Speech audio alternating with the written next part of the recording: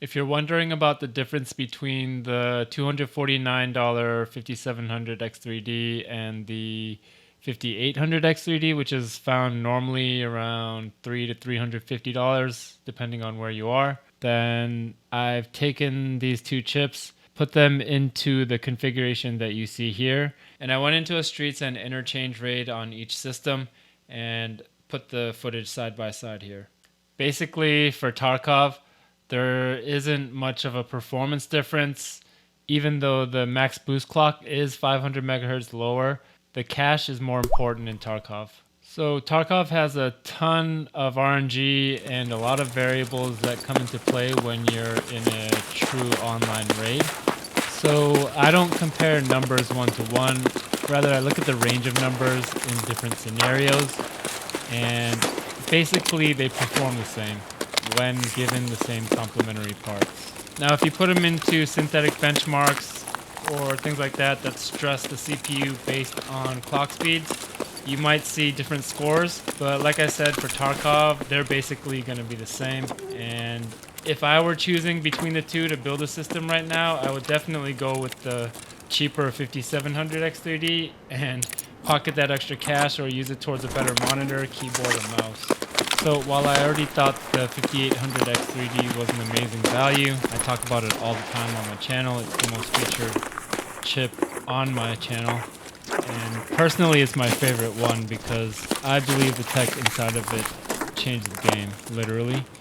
And anyways, the 5700 X3D is off the charts for value in my book because it can provide pretty much elite performance, but you're not paying typical elite hardware prices. And as I've shown in other comparisons on my channel, the X3Ds don't need amazing RAM or an amazing motherboard in order to maximize its performance.